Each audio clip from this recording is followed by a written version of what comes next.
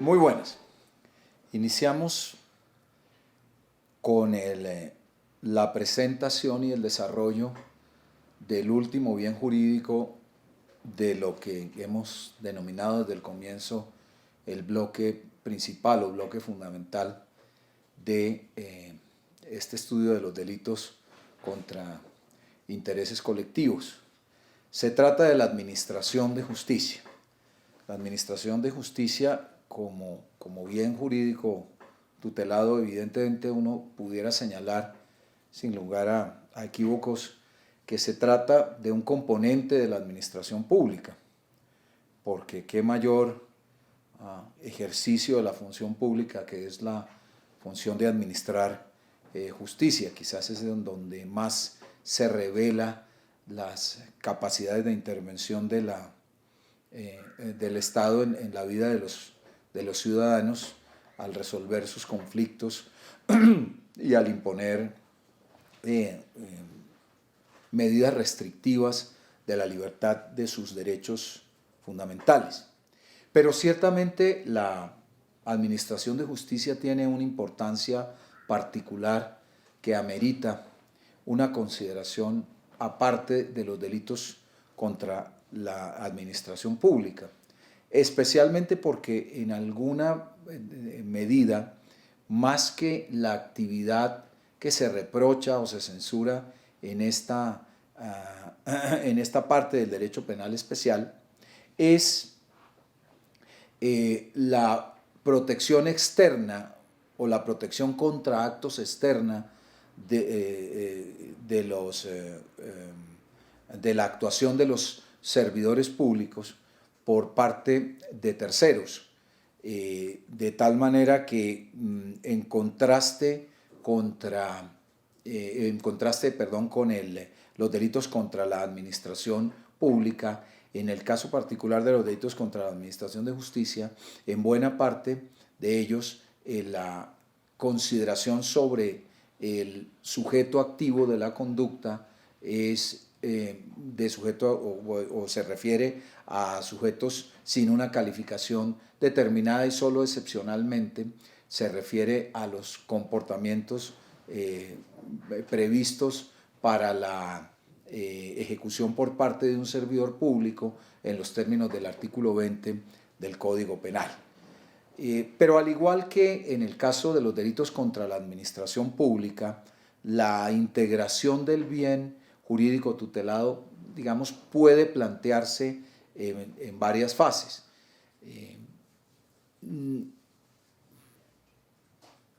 Que se relacionan un poco con esa filosofía del objeto jurídico de este tipo de comportamientos, cuando lo que se protege es la administración desde actos externos y no necesariamente desde actos internos, como ocurre en buena parte de los delitos contra la administración pública. Entonces, hay una serie de bienes jurídicos intermedios o hay una serie de componentes de ese bien jurídico que pueden determinarse fácilmente de una simple visión panorámica de los delitos que se consagran dentro de este título. En primer lugar, hallamos una perspectiva de tutela a la fidelidad de los asociados con la administración de justicia. Es decir, la administración de justicia, por los fines tan altos que está llamada a cumplir, pues exige de comportamientos, que los comportamientos de terceros para con ellas sean unos comportamientos leales, honestos y que no contribuyan a la inducción al error, y además que de alguna manera se proteja y se cumplan con una serie de deberes de carácter disciplinario y ético en frente de todas las actuaciones que se realizan ante ella. Y por esa razón, dentro de esta perspectiva de la fidelidad de los terceros con la administración de justicia, encontramos al menos dos tipos penales, que son los que se refieren al fraude procesal, a la actuación sana, inequívoca, carente de errores, de respeto al principio de lealtad que se exige con la administración de justicia, y allí tenemos al menos un delito contemplado como un delito de fraude, que es el delito de fraude procesal, un delito de engaño con la administración de justicia. Y luego de también el cumplimiento de determinados deberes profesionales que se refieren no exclusivamente a la conducta del abogado, pero en casi todos los casos el deber del respeto a los principios de ética profesional en el ejercicio de la profesión del derecho. También se protegen eventuales mecanismos de la actuación procesal que son particularmente importantes en ellos, bien por el carácter de impulso que brindan a la actuación procesal, sobre todo a nivel de su iniciación, de su activación, pero también en relación con algunos medios de prueba, como por ejemplo el testimonio. Vemos que hay otros que superan, digamos, ese carácter estricto o exclusivo de la administración de justicia, pero que también obran como medios de prueba, como es el caso de la falsedad documental. Pero en este caso vamos específicamente al punto de algunos medios de prueba que obran específicamente dentro de las diferentes actuaciones procesales que tramita el Estado, y uno de ellos, muy importante también, es el medio de prueba testimonial. Cómo se protege la prueba testimonial como elemento de impulso, como elemento que coadyuva el ejercicio de administrar justicia. También se prevé, particularmente en frente de la justicia penal, que las conductas delictuales pues no se agoten por la actividad de terceros que, si bien no han participado en la comisión de delitos, su actuación sí de alguna manera posibilita que las consecuencias últimas del delito se agoten en términos o bien de las personas o bien de las cosas, del objeto material o del producido de esos delitos. Ya lo hemos insinuado de alguna manera cuando hemos estudiado otras formas que se le parecen, pero que son exceptivas en frente de fenómenos como por ejemplo el encubrimiento o la receptación. De igual forma, se prevé como un componente de tutela a la administración de justicia como interés jurídico el que se aseguren las consecuencias de las actuaciones judiciales. ¿Por qué? Porque las actuaciones judiciales, las determinaciones judiciales, pues son para cumplirlas, son para darles un absoluto agotamiento en su mandato. Y tenemos dos formas que tutelan de alguna manera esas consecuencias, que son el fraude a resolución judicial o administrativa de policía y todo el capítulo correspondiente de la fuga de presos. La primera de ellas, vamos a ir un poco en el orden del código, previendo que, digamos, este es el enfoque, un poco el enfoque constitutivo del bien jurídico de la justicia como interés tutelado por la vía penal. La primera de ellas es el acto de protección de la denuncia, o el mecanismo de protección del acto de denuncia, que es muy importante porque finalmente, como vemos en el derecho sancionador, el mecanismo que activa, el mecanismo que da comienzo al ejercicio de la acción sancionatoria, tanto en el campo delictual como en el campo contravencional, pues es la denuncia. La denuncia, que es el acto de comunicación a la autoridad competente sobre el posible acaecimiento de un delito o de una contravención.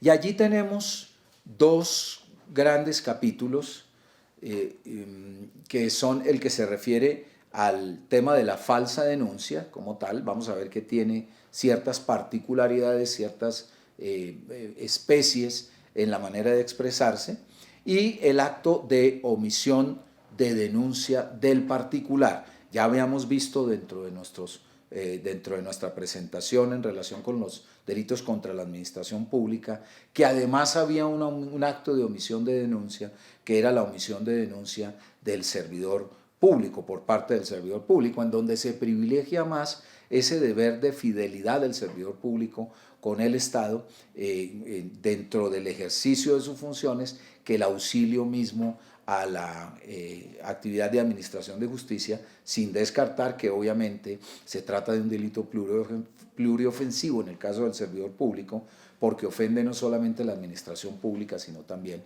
la administración de justicia. Bien, la falsa denuncia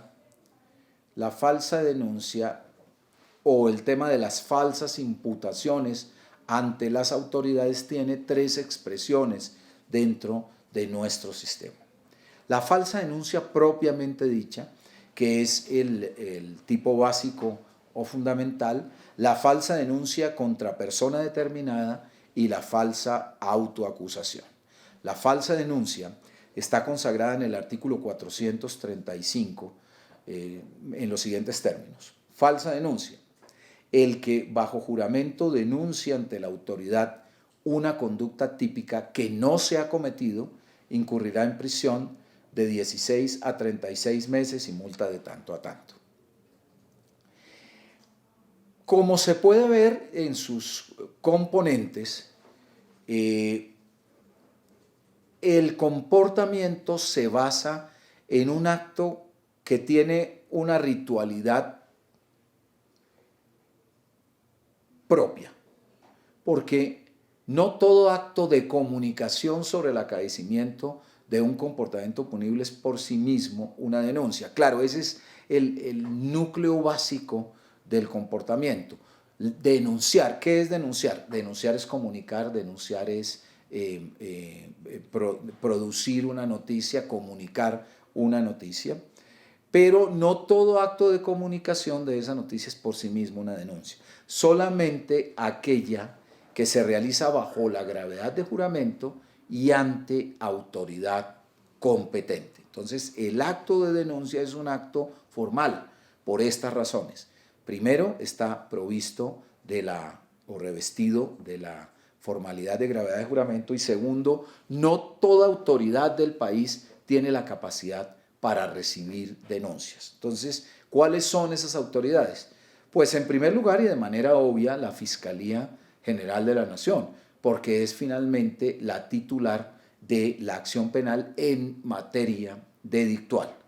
Pero también las autoridades de policía, las autoridades de policía general y las autoridades de policía especial y policía administrativa.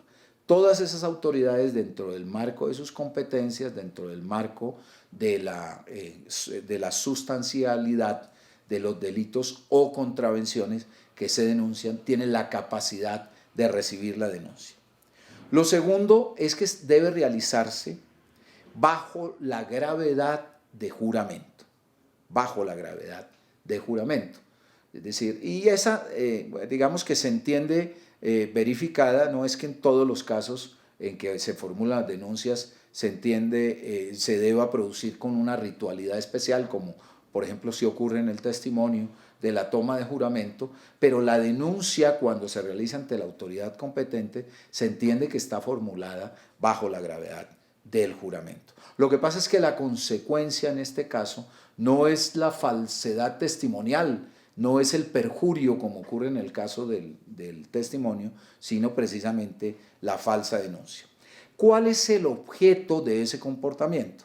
Un contenido fáctico falso, un contenido fáctico contrario a la verdad. Y esto es muy importante porque el contenido real de una denuncia no es su apreciación jurídica como delito, no, esa es absolutamente indiferente para el acto de denuncia. Es decir, yo por el hecho de denunciar lo que es una estafa, lo que yo entiendo como una estafa, pero en realidad es un hurto, no tiene ninguna relevancia desde el punto de vista del contenido mismo de la denuncia, porque ahí lo que puede haber es un juicio de adecuación típica que está errado.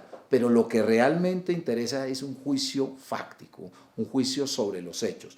Los hechos que yo denuncio son verdaderos o son falsos, están acorde con la realidad o yo he distorsionado la realidad o he callado, la he ocultado total o parcialmente dentro del acto de denuncia. Eso es lo que verdaderamente está allí vinculado al concepto de la falsedad.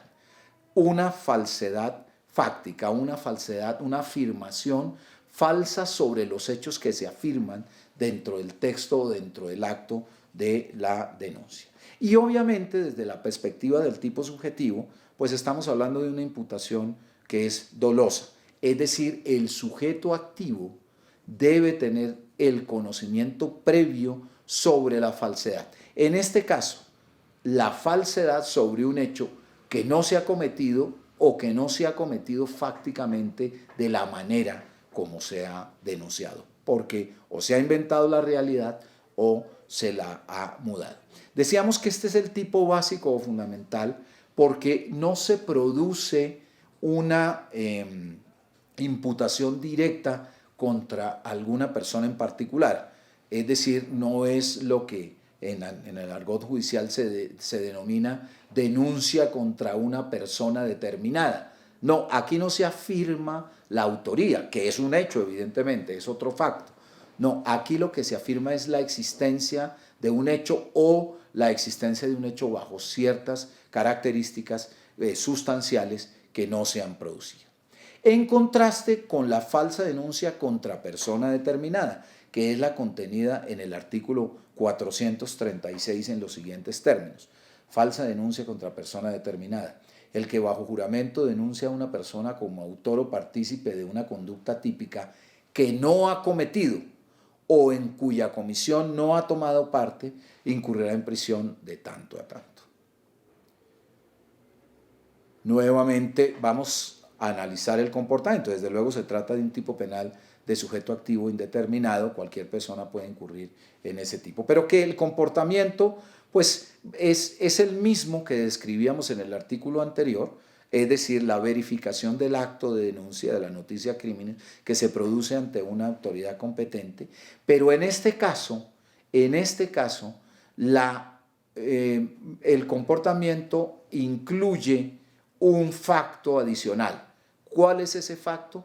La autoría sobre la comisión de un hecho punible, de un comportamiento punible, que como ya dijimos puede ser denuncia, que puede ser delito o puede ser contravención.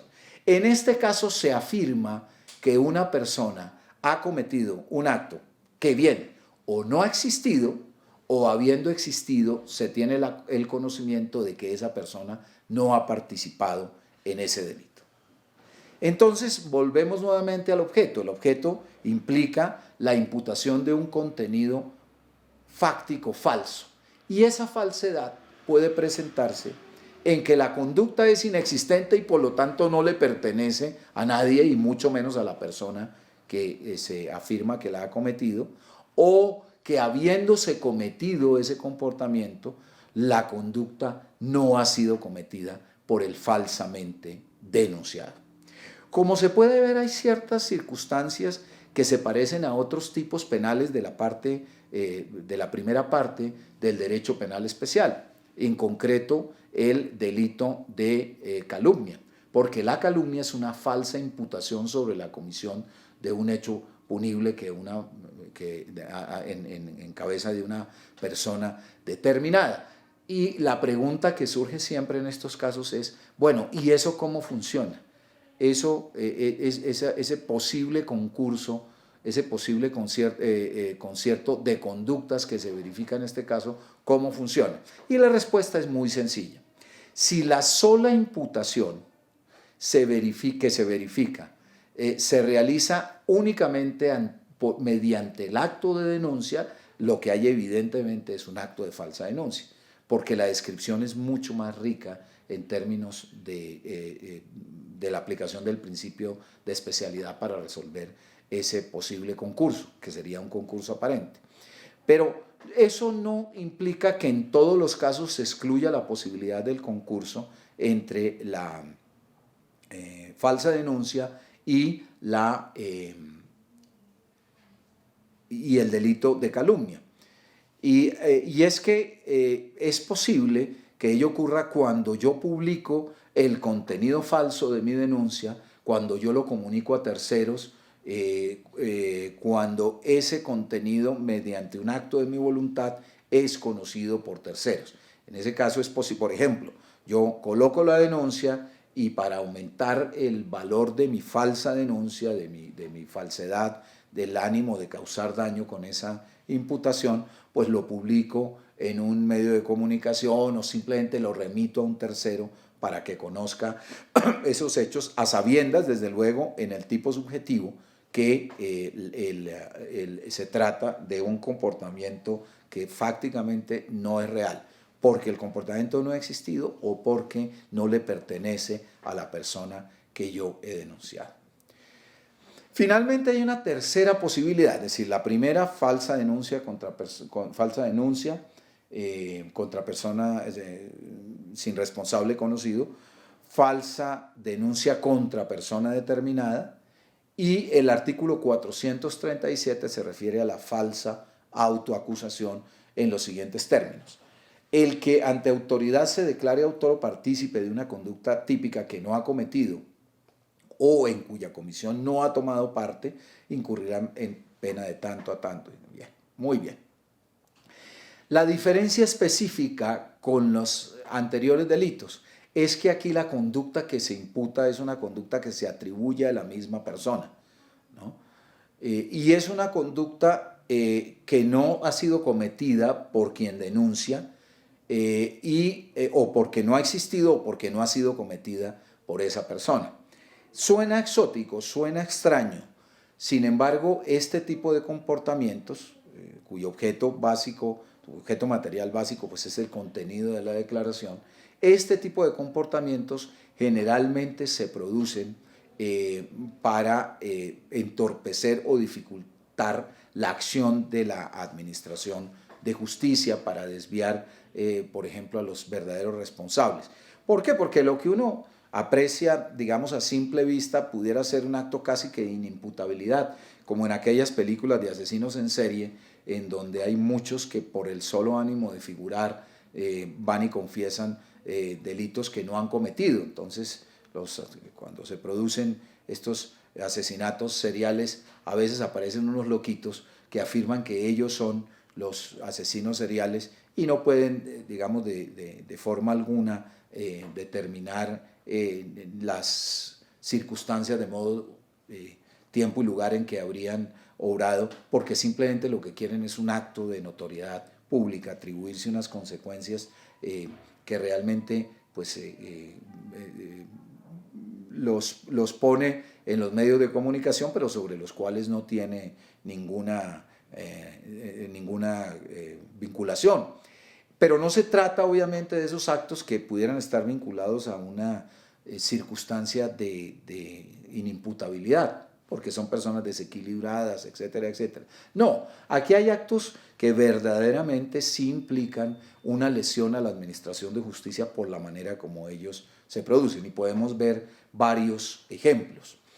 En las conductas bien derivadas de procesos de justicia transicional o de procesos de sometimiento a la justicia o de beneficios por colaboración, muchas veces se presentan estas circunstancias cuando, por ejemplo, provienen de la criminalidad organizada.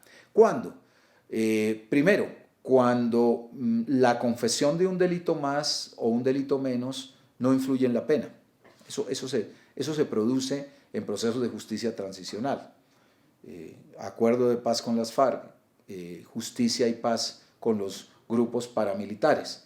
Tienen unos límites en la pena, confiese uno el número de delitos que quiera. Entonces es muy fácil, digamos, desvincular la conducta de socios o de superiores o de inferiores en una organización delictiva, confesando unos crímenes que ni quitan ni ponen para la pena y ni quitan ni ponen para la determinación o reproche de esa conducta, porque están empaquetados en unos procesos de sometimiento a la justicia, etcétera, y entonces en ese caso pues es fácil hacerle el favor a terceros confesando crímenes que no se han cometido para evitar, por ejemplo, la criminalización o la penalización de personas conocidas o pertenecientes a esa organización en otros procesos penales. Esa es una posibilidad. La otra se dio en el pasado con procesos de sometimiento a la justicia de los grandes capos del narcotráfico, porque ellos necesitaban dentro de su organización en esos mecanismos de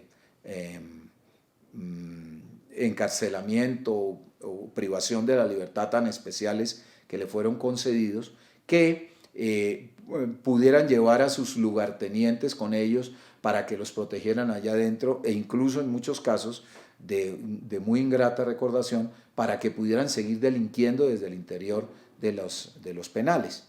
Y entonces la manera de llevarlos con ellos era hacerlos confesar delitos que no habían cometido, para poder de allí derivar su criminalización. Y en otros casos, con el fin también de evitar la aplicación de mecanismos de justicia internacional, como por ejemplo la extradición, confesando delitos en Colombia o que no habían existido o que no le pertenecían a quien se estaba falsamente autoacusando. Es muy célebre, por ejemplo, planteada la extradición, incluso la captura con fines de extradición de un narcotraficante colombiano que aceptó haber incurrido en un contrabando de toros de Lidia con el fin de que se aplicara la ley en Colombia por virtud de ese delito que había confesado, y por el contrario se evitara por ese medio la aplicación de las normas del tratado de extradición o de la reciprocidad en extradición con la justicia americana. Claro, bien, no sé cómo serían las circunstancias fácticas de ese caso, pero bien el hecho pudiera no haber ocurrido, y aún en ese caso estaríamos ante un caso de falsa autoacusación que tendría ese efecto de desviar el cauce de la administración de justicia, en este caso a través de un procedimiento de justicia internacional. Al igual que en los casos anteriores, hay un presupuesto de imputabilidad y un conocimiento sobre la falsedad de los hechos. Quizás otros casos que puedan ser más veniales, para ponerlo en algún calificativo, podría ser aquellos en los cuales lo que se pretende es vincular la fuerza de la justicia en una persona para evitar que ella se deposite en otra, y que se realiza por razones de parentesco o por razones afectivas, etcétera, etcétera, como por ejemplo el caso del señor que permite que su señora conduzca el vehículo y ella genera un accidente con lesiones personales para un tercero, y él, para evitarle a su señora, a quien aprecia mucho, las dificultades de un proceso judicial por las lesiones personales inferidas, pues prefiere asumirlas directamente, afirmando que él es la persona que manejaba y que por ende ocasionó ese tipo de resultados. Esos pueden ser otros ejemplos casi que de novela caballeresca que en la práctica en algunas ocasiones se han producido y que tienen, digamos, una entidad menor, pero que de todas maneras desvían el cauce de la administración de justicia, en este caso como bien jurídico tutelado. Finalmente, las falsas imputaciones, el tema de la falsa denuncia, tiene unas circunstancias de agravación que son las previstas en el artículo 438, cuando para el efecto se simulan pruebas, circunstancias de agravación que además en sí mismas pueden consistir en un delito autónomo, porque la simulación de pruebas, si es la prueba documental, pues será una falsedad documental; si es la prueba testimonial, pues será un falso testimonio. De todas maneras, el delito se agrava únicamente cuando esa simulación, que es la dificultad en relación con lo que planteábamos, porque se trata de un agravante subsidiario, en la medida en que ese agravante por sí mismo no constituya otro delito, que son exactamente las hipótesis que hemos planteado anteriormente. Generalmente sí constituye otro delito el caso de la simulación de pruebas, porque o bien es una falsedad documental o bien es una falsedad testimonial, muchos otros casos que pudiéramos plantear en términos de fraude procesal, etc. Y también existen unas circunstancias de atenuación que son propias de estos delitos que implican un dicho falso ante las autoridades. La primera, bueno, es bien interesante, que es la reducción de la pena en caso de contravención, en el caso de las contravenciones, que pone de manifiesto el hecho de que la falsa denuncia es denuncia o de un delito o de una contravención, la falsa denuncia en sus diferentes formalidades. Y también una reducción de la pena por la retractación. Es decir, cuando se produce la retractación de la falsa denuncia, se reduce también la pena. Lo que pasa es que se reduce según las previsiones del artículo 439, según la oportunidad procesal en la cual aquella retractación se produzca. Bien, eso en relación con la protección penal del acto de denuncia, que es el acto que pone en funcionamiento el aparato sancionador del Estado.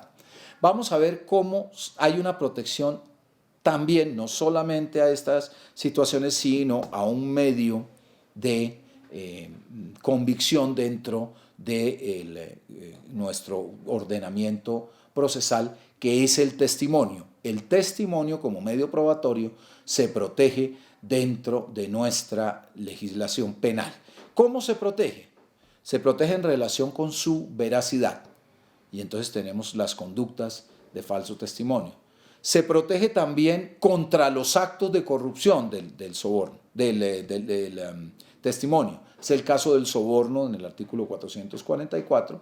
Y se protege también contra los actos de violencia, que es el delito de amenazas a testigos del artículo 454A. Falso testimonio.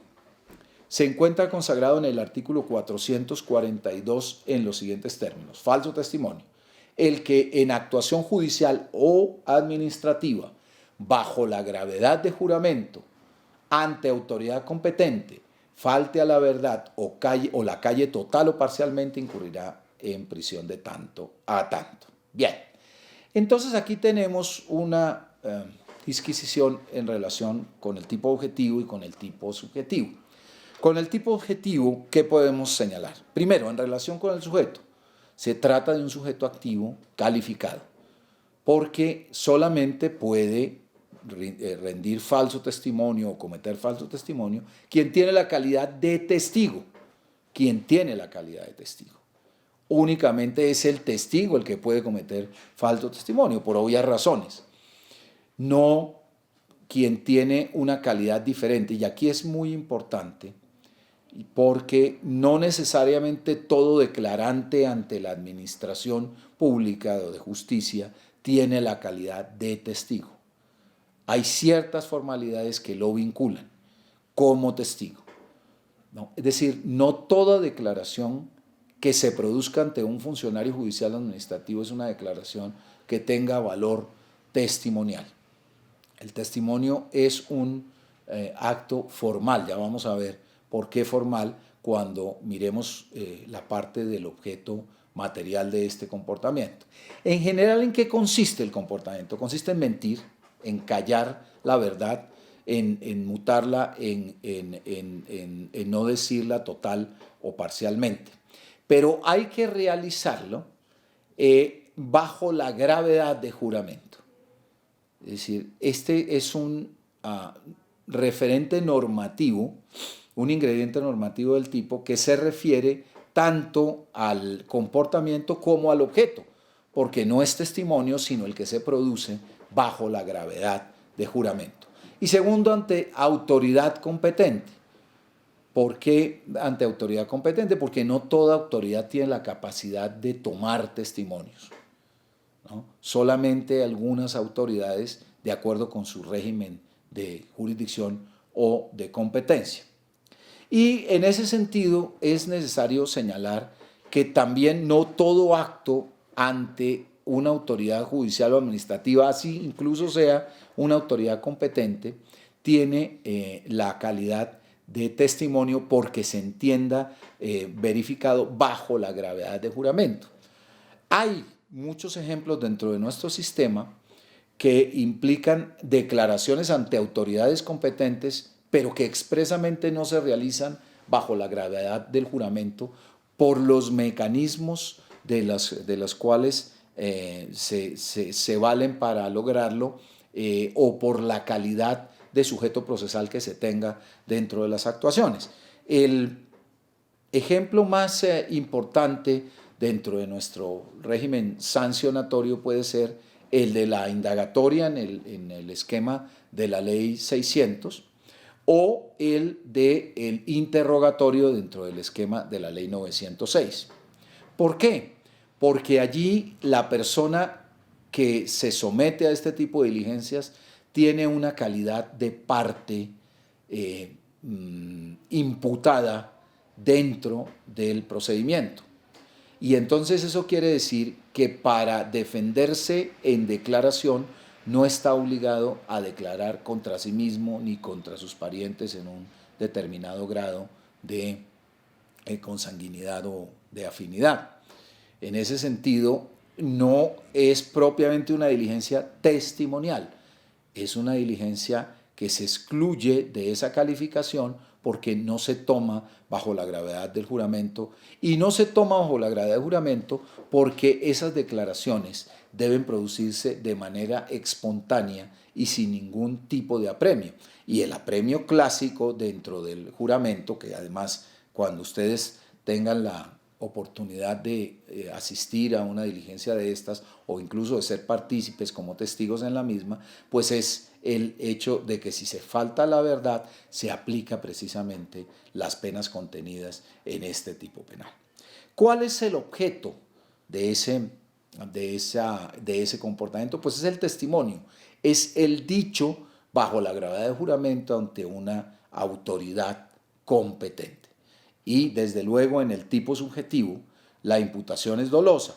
Eso quiere decir que el sujeto activo de este comportamiento, el testigo, pues tiene un conocimiento pleno sobre la falsedad de la actuación que está realizando. Nuevamente, como lo expresamos dentro del delito de falsa denuncia, el testimonio es una afirmación sobre la existencia de unos hechos.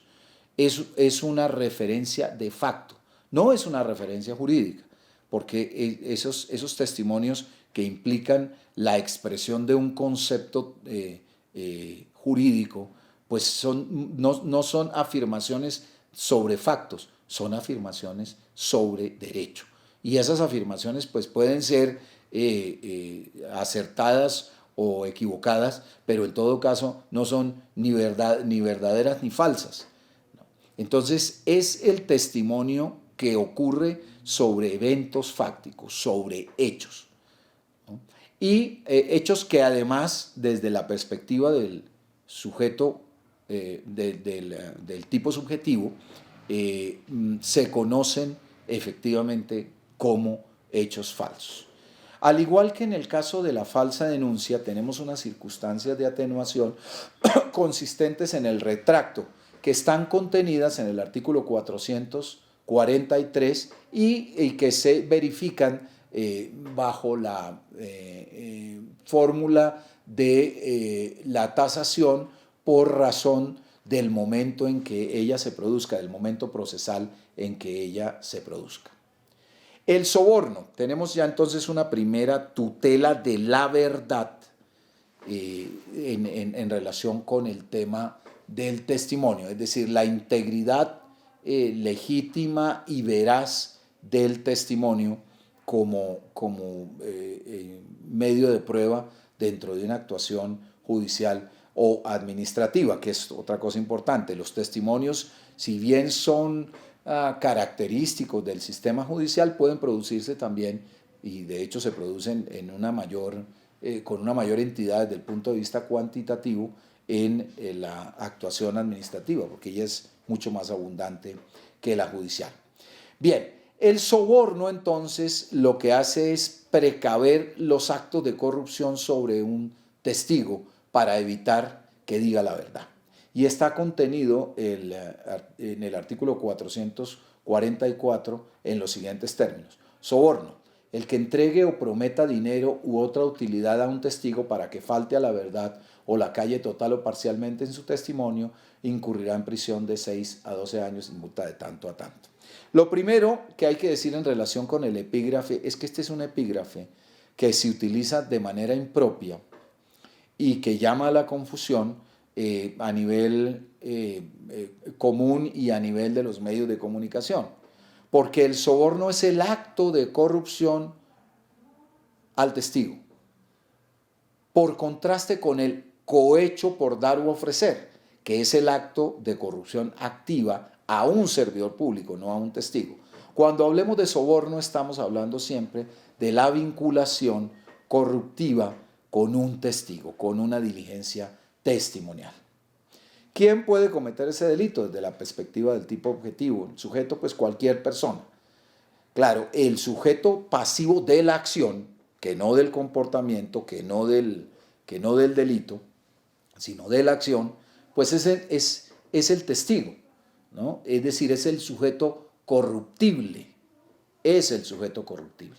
¿Y en qué consiste el comportamiento? Que quizás es lo más interesante del tipo. ¿Por qué? Porque el comportamiento consiste en entregar o prometer, es decir, que hay un evento anterior a la propia entrega.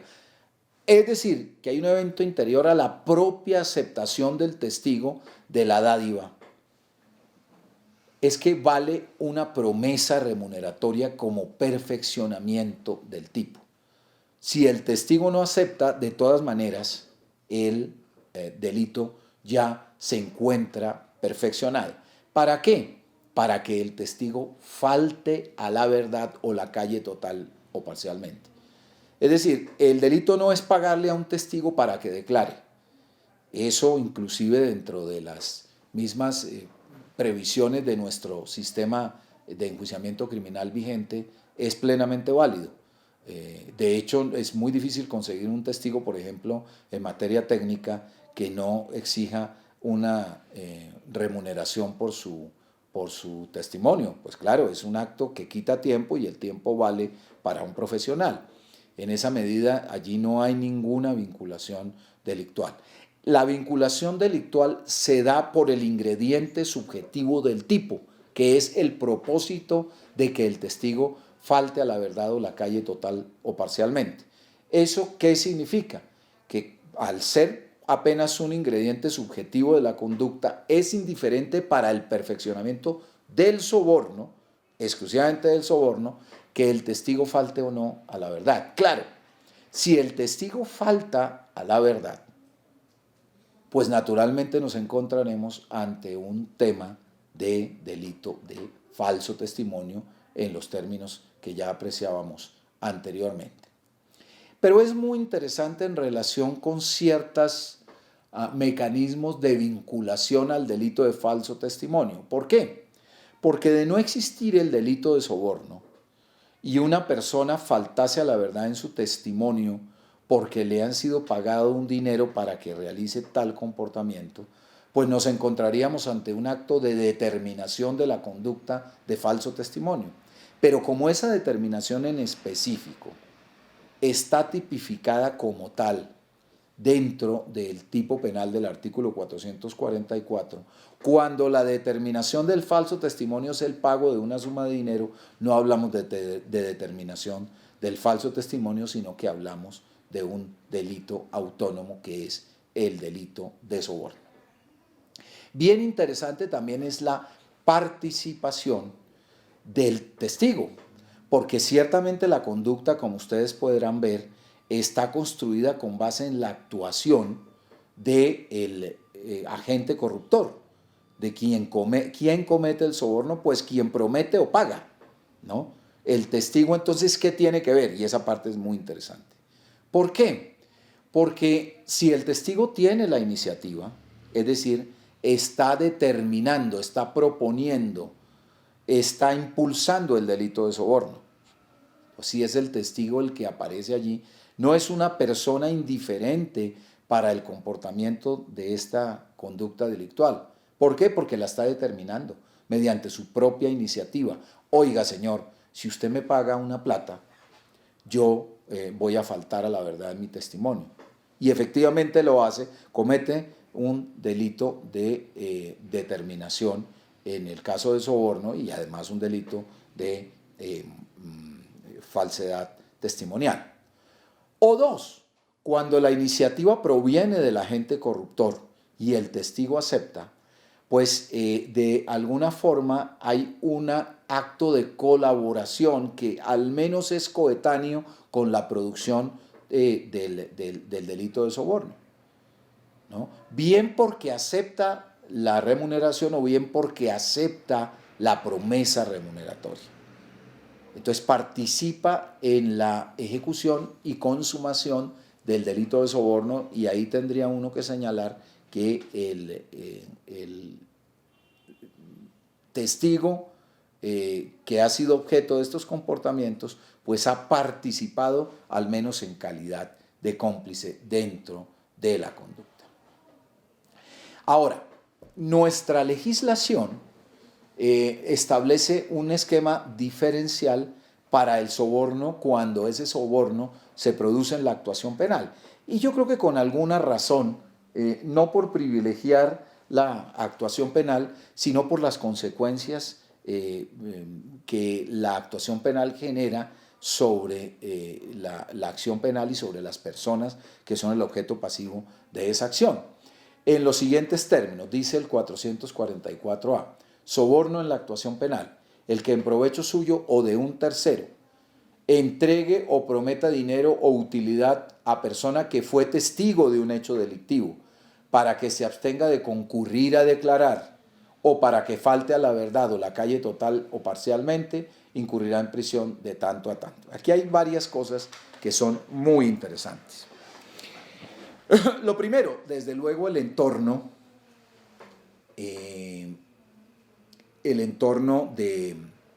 del comportamiento, que es la primera diferenciación. Es el soborno que se realiza dentro de una actuación penal. Lo segundo es la naturaleza del testigo. ¿Es cualquier testigo en la actuación penal? No. Solamente el que es testigo de un hecho delictivo, porque hay testigos en la actuación penal cuyo testimonio digamos, es irrelevante desde el punto de vista de la prueba del hecho punible. Probarán otras cosas que tengan que ver, etcétera, pero aquí es el testigo de un hecho delictivo, ¿no? Y además, el propósito o los propósitos específicos de la gente que forman parte del tipo subjetivo, porque se realiza con dos fines: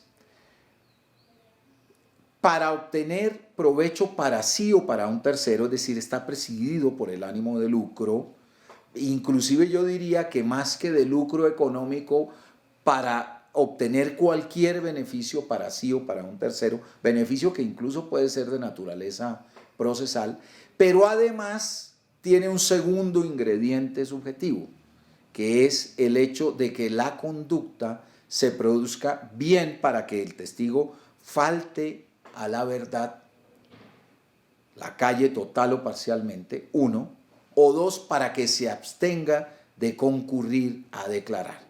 Que es bien interesante esta adición, porque fíjese que no está en el tipo básico o fundamental y también hace parte realmente de la corrupción del testigo, ¿no? Es tan lesivo para la administración de justicia que el testigo declare falsamente como que se abstenga de ir a declarar, porque existe el deber jurídico de colaborar con la justicia. Todo testigo o toda persona que tenga la aptitud de ser testigo, que sea llamado a declarar, tiene la obligación de declarar, entonces vulnera, o tiene el deber jurídico, mejor, de declarar. Entonces, vulnerar ese deber jurídico es también un acto que afecta al testimonio. Lo hace, claro, por la vía de la omisión. Entonces, en este caso tenemos una forma más compleja, más específica, pero fíjense, más abierta también en relación con el tipo. Creo que a nuestro delito del tipo básico o fundamental del soborno le hace falta también la previsión subjetiva en el ingrediente subjetivo especial, en el tipo subjetivo, que sea también el propósito de que el testigo no vaya a declarar. Pero eso sí ocurre en el caso de del soborno en la actuación penal. Bien, decimos hay una protección de la verdad del testimonio. Decimos también hay una protección de la sanidad del testimonio en términos de su corruptibilidad o incorruptibilidad. Y tercero, una que también nos faltaba y que a mí me parece que es una adición importante a la protección del testimonio como parte de la tutela de la Administración de Justicia, es la violencia, que está planteado en unos términos un poco confusos, pero yo creo que de alguna manera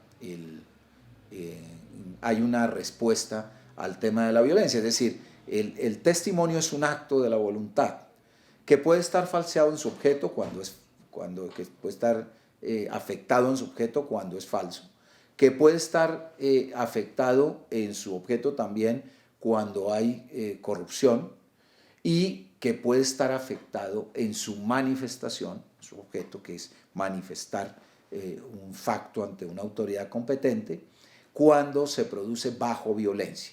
Entonces el artículo 454A está planteado en estos términos. Amenazas a testigo. El que amenace a una persona, testigo de un hecho delictivo, con ejercer violencia física o moral en su contra o en la de su cónyuge, compañero o compañera permanente o pariente dentro del cuarto grado, para que se abstenga de actuar como testigo, o para que en su testimonio falte a la verdad o la calle total o parcialmente, incurrirá en pena de prisión de tanto a tanto y multa de tal. Si la conducta se realizara respecto de testigo judicialmente admitido para comparecer en juicio, con la finalidad de que no concurra a declarar o para que declare lo que no es cierto, incurrirá en prisión de tanto a tanto. A las mismas penas previstas en los incisos anteriores, incurrirá quien realice las conductas sobre experto que deba rendir informe durante la indagación o la investigación, o que judicialmente sea admitido para comparecer en juicio como perito. Muchas cosas interesantes de este tipo penal. Unas ya las señalábamos. Es la motivación para un falso testimonio no solamente es el acto de corrupción, sino también el de la violencia. Pero aquí la voluntad del testigo contra la cual se ejerce el acto de violencia, que es básicamente el objeto material de ese comportamiento, es decir, es la voluntad del testigo la que se está manipulando. Primero, debe tratarse de un testigo de un hecho delictivo, es decir, que estamos hablando únicamente de la aplicación de este marco en el proceso penal, cosa que me parece que es insuficiente. Me parece que hay razón en penalizarla, hay razón de pronto incluso hasta en penalizarla de manera independiente, pero es parcial la tutela al testimonio, porque yo tengo la idea de que es tan grave la afectación del testimonio por la vía del soborno como lo es por la vía de la violencia. Inclusive uno podría decir que lo es más, porque finalmente al soborno uno tiene la capacidad de resistir y el deber jurídico de resistir, pero no en el caso de la violencia, cuando se ejerce violencia. Lo segundo es la manera como está planteado el hecho de la violencia al testigo, porque es una violencia moral únicamente, pero deja por fuera la violencia física. Cuando el testigo, por ejemplo, ha sido golpeado cuando el testigo, por ejemplo, es llevado bajo tortura, etcétera, etcétera. Claro, sin duda se imbrican otros tipos penales allí, como las lesiones personales, la tortura, etcétera, etcétera. Pero realmente sí es un acto que afecta al testimonio, inclusive de una mayor entidad o con una mayor entidad que el acto mismo de corrupción. Entonces, solamente en relación con actos de violencia moral, bueno, puede ser contra sí o contra terceros, igual es violencia moral. Está graduado según la etapa en que ese acto de amenaza se produzca. ¿Con qué propósito? Igual que en el caso anterior, no solamente con el propósito de que la persona falte a la verdad, que la calle total o parcialmente, sino que se abstenga de concurrir a declarar. Como lo veíamos en el tipo penal anterior. Estamos viendo cómo lo que es el género testimonial pues no tiene una protección tan grande como sí la tiene el testigo en actuación penal, el testigo de un hecho delictivo más concretamente. Claro, hay un privilegio, de hecho, por las razones que señalábamos en el testimonio que se surte en actuación penal, pero ese privilegio lo que hace es poner de relieve otros eventos en los cuales otros testigos en diferentes actuaciones pues pueden ser objeto de este mismo tipo de actuaciones y la influencia que eso tenga sobre la administración de justicia pues es irrelevante. Podrá ser, por ejemplo, objeto de otro tipo de delitos o podrá ser tipificado como otro tipo de delitos, como el constreñimiento ilegal, etcétera, etcétera, o la violencia, o la tortura, o las amenazas, cuando influyen en bienes jurídicos individuales, pero desgraciadamente no en relación con el testimonio. Bien, en la medida que avanza el proceso, se va agravando también la actuación de este acto de violencia. ¿Por qué? Fíjense que el tipo penal diferencia dos circunstancias. La primera es genérica, ¿no? La amenaza al testigo de un hecho delictivo para que se abstenga de concurrir. Pero si ya el testigo, como lo prevé el segundo inciso del tipo, ha sido judicialmente admitido para comparecer al juicio, es que fíjese que uno puede rendir un testimonio que no es judicialmente admitido como testimonio, sino hasta que el proceso no llega a la etapa de juicio, pues incurre en un delito que se agrava si por el contrario ya ha sido el testigo admitido para declarar en juicio, porque ya tiene la potencialidad de convertirse en un testigo formal dentro del procedimiento o dentro del sistema de enjuiciamiento vigente.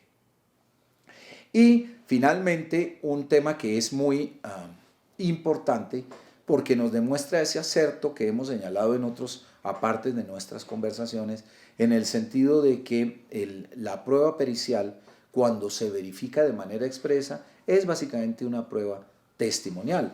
Lo que pasa es que es un testimonio fáctico, pero con un contenido técnico, que debe producirse bajo un aspecto que es técnico. Ese es el perito.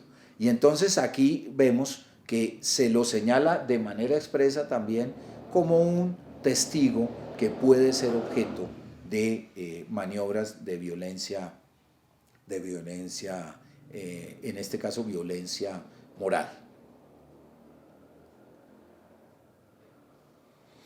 Eso en relación con la prueba testimonial. Vamos ahora a examinar cómo dentro de la tutela de la Administración de Justicia hay una serie de comportamientos que tienen que ver con la fidelidad debida al funcionamiento de la Administración de Justicia por parte de terceros. El primero de ellos, o la primera parte de este deber de fidelidad, que se traduce en muchas otras o en algunas otras maneras de ser de los tipos penales contra la administración de justicia, pero tiene un capítulo especial, es un capítulo que se denomina bajo la figura del encubrimiento, que es el género, y que tiene dos especies, que son el favorecimiento. Ese favorecimiento, como veíamos en algunas otras charlas, tiene un contenido de resguardo al delincuente o al entorpecimiento de la acción que se ejerce contra ese delincuente, y una segunda parte que es la receptación, que tiene un contenido de carácter real, es decir, se refiere más que todo a los bienes y al objeto material de un delito, a la imposibilidad del agotamiento de esos delitos, bien por parte de acciones que favorezcan al delincuente o de acciones que permitan la manipulación y el agotamiento del delito en su carácter real, en relación con su objeto material. El favorecimiento está contenido en el artículo 446 en los siguientes términos: el que tenga conocimiento de la comisión de la conducta punible y sin concierto previo ayudar a eludir la acción de la autoridad o a entorpecer la investigación correspondiente, incurrirá en prisión de 16 a 72 meses. Si la conducta se realiza respecto de los delitos de genocidio, desaparición forzada, tortura, desplazamiento forzado, homicidio, extorsión, enriquecimiento ilícito, secuestro extorsivo, tráfico de drogas, estupefacientes o sustancias psicotrópicas, la pena será de tanto a tanto. Si se tratare de contravención, se impondrá multa. Es decir, bien, vamos entonces a desglosar un poco este tipo penal.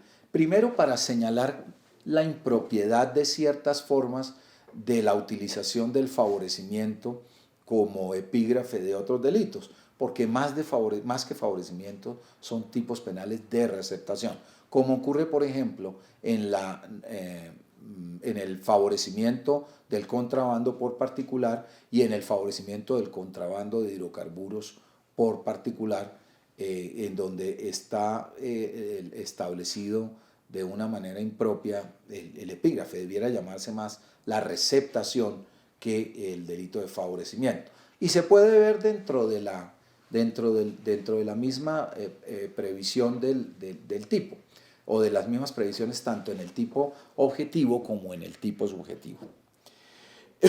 El sujeto es un sujeto activo indeterminado, pero tiene una condición especial, determinada o establecida por el tipo, en el sentido de que el sujeto no debe haber participado en el delito fuente.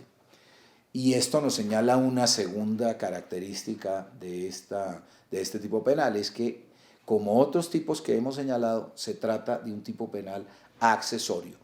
Accede a un delito principal. Lo que pasa es que la condición es que el sujeto activo, la condición de su aplicabilidad es que el sujeto activo de este delito no haya participado en el delito fuente, en el delito principal, en el delito al cual accede el delito de favorecimiento. Y el comportamiento aparece de dos maneras: ayudar a eludir la acción de la justicia, ayudar al delincuente a eludir la acción de la justicia, o a entorpecer la investigación, lo que en algunos apartes de la ley anglosajona se denomina el delito de obstrucción a la justicia.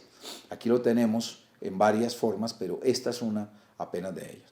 Ayudar a eludir la acción de la justicia o ayudar a entorpecer la investigación o realizar actos que entorpezcan la investigación. Y ese es el objeto material. ¿Qué es lo que se entorpece? ¿Qué es lo que se elude? La investigación penal, la acción de la justicia. La investigación penal en términos amplios, porque vimos que puede referirse tanto a una actuación de investigación de un delito, pero también de investigación y penalización de una contravención. Y obviamente el tipo subjetivo es un tipo de imputación dolosa. ¿Qué implica esa imputación dolosa? Que ciertamente el agente de esta conducta de favorecimiento conozca de la existencia previa o al menos de la posible existencia de la comisión de un delito por parte de la persona a cuyo beneficio se ayuda a eludir la acción de la justicia o a entorpecer esa investigación. La receptación, que es la fuente dogmática y referencial histórica de muchos otros delitos, como el lavado de activos, como el favorecimiento del contrabando, como el favorecimiento de contrabando de hidrocarburos, etc., está contenida en el artículo 447 y ha sufrido, era mucho más sencilla, por ejemplo, en el Código Penal del 80, y aquí ha sufrido una ampliación en su descripción que se parece mucho a lo que ya se ha hecho en el delito de lavado de activos. El que, sin haber tomado parte en la ejecución de la conducta punible, adquiera, posea, convierta o transfiera bienes muebles o inmuebles que tengan su origen mediato o inmediato en un delito o realice cualquier otro acto para ocultar o encubrir su origen ilícito, incurrirá en prisión de 4 a 12 años y multa de tanto a tanto. Si la conducta se realiza sobre medio motorizado o sus partes esenciales, o sobre mercancía combustible que se lleven ellos, o sobre elementos destinados a comunicaciones telefónicas, telegráficas, informáticas, telemáticas o satelitales, o la generación, transmisión o distribución de energía eléctrica y gas domiciliario, o la prestación de los servicios de acueducto y alcantarillado, la pena será de tanto a tanto. Tiene el segundo inciso, al igual que el segundo inciso del favorecimiento, una agravación por tratarse los delitos fuentes de una serie específica de delitos. En el favorecimiento, esos son los delitos más graves. Cuando lo que se favorece son los delitos más graves del código, pues se agrava, ¿no? Entonces se habla de genocidio, desaparición forzada, tortura, desplazamiento forzado, homicidio, extorsión, enriquecimiento ilícito, secuestro extorsivo, tráfico de drogas, estupefacientes, sustancias psicotrópicas. Es un catálogo de los delitos que para efectos del legislador penal son los más graves. Es decir, cuando lo que se favorece es ese comportamiento, se agrava el delito de favorecimiento. En el caso de la receptación, el listado es bien diferente. Fíjese, medio motorizado, partes esenciales, elementos de comunicaciones, telegráficas, informáticas, telefónicas, generación y transmisión de energía eléctrica o gas domiciliario, etcétera, etcétera. Aquí, a pesar de que esos delitos más graves que pudiéramos señalar en el favorecimiento pudieran adquirir también una trascendencia en términos de la receptación cuando esos tienen la capacidad, cuando esos delitos tienen la capacidad de dar un producido, etcétera, pues ya no se encuentran aquí. Aquí lo que encuentra uno es, claro, evidentemente conductas que poseen a criterio legislador un mayor desvalor de resultado por el tipo de elementos sobre los cuales se producen. Pero también hay, sin duda, una caracterización de cuáles son los sectores de la economía que más lobby pueden tener en el Congreso para precaver este tipo de delitos. Y evidentemente el sector de las autopartes, el sector de los vehículos, de la producción o comercialización de vehículos, o de la mercancía o combustible que se lleven. Ya vemos qué tanto pesa el combustible sobre el análisis del valor de resultado de muchos de nuestros delitos. En fin, las comunicaciones telefónicas, etcétera. Claro, son delitos que por una parte tienen un alto lobby en el Congreso. Pero no es solamente eso, realmente también son comportamientos que en materia de receptación producen unos efectos extensivos porque se producen en resultado de una criminalidad organizada. Y en esa medida, pues esa extensión que señalábamos, pues es mucho mayor que los delitos clásicos de receptación, en la medida en que aquí quizás la organización hace que los efectos sean más lesivos y tengan una dimensión colectiva mucho mayor. Lo mismo, la segunda parte del tipo penal señala que si la conducta se realiza sobre un bien cuyo valor sea superior a 1.000 salarios mínimos, la pena se aumenta. Y si la conducta recae sobre los siguientes productos o sus derivados, nuevamente un catálogo de buenos lobbies en el Congreso, aunque también de una organización dedicada a la receptación de los mismos que hace que eso se produzca. Productos o sus derivados, aceites comestibles, arroz, papa, cebolla, huevos, leche, azúcar, cacao, carne, ganado, aves vivas o en canal, licores, medicamentos, cigarrillos, aceites carburantes, vehículos, autopartes, calzado, marroquinería, confecciones, textiles, acero o cemento o en cuantía superior a tanto, se aumenta la pena.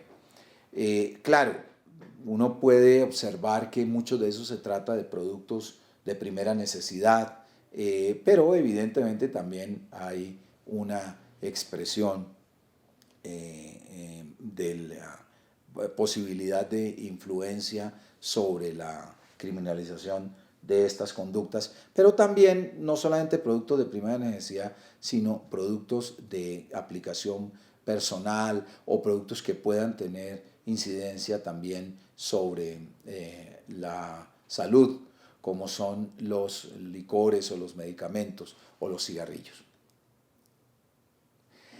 En realidad ya hemos visto en charlas anteriores en qué consiste el comportamiento. Si uno mira la descripción de los diferentes verbos rectores, es una descripción que arranca de una forma muy sencilla en términos históricos, pero termina pareciéndose muchísimo al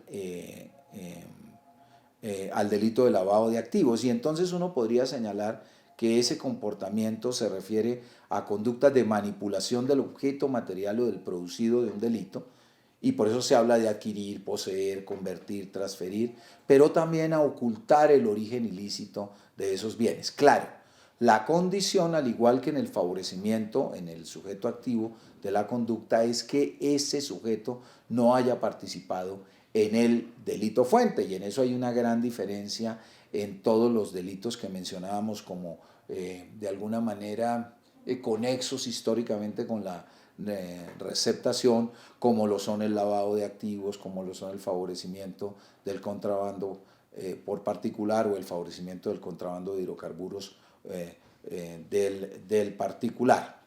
Y hay una segunda condición en ese comportamiento, que es que se trate de ocultar el origen ilícito del bien. Se parece mucho al lavado de activos, lo que pasa es que este es un tipo penal residual, es decir, acoge todos los delitos como fuente, con excepción de los que se encuentren consagrados en el tipo penal de lavado de activos, ¿no?